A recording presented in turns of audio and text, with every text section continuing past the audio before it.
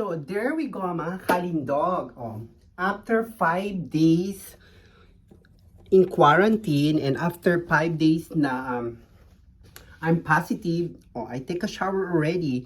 Well, I feel really, really better na. Only my voice is different. Look. Oh. Your alindog is coming again. So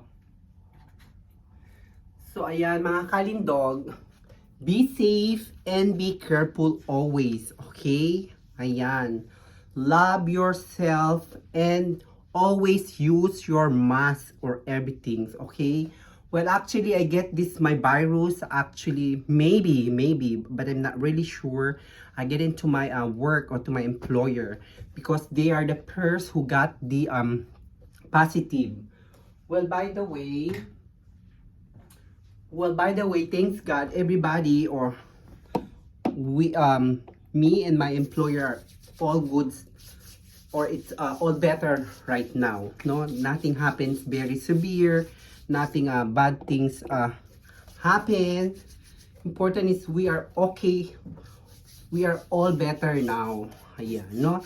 I'm just only updating with you guys about my, my virus, but it's okay. Well, I feel only like body pain, too much body pain, three days. Feel what do you call that? Very heavy headache and the body pain. Well, by the way, I think that is also the same with the influenza.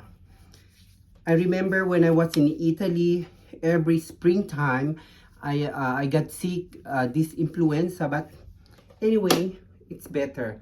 And thanks God, I feel better now. You see, I take a shower already, and we will gonna see you on Monday. So guys, thank you. I just only give you update about this my what do you call it? My virus, okay? So guys, thank you. See you soon.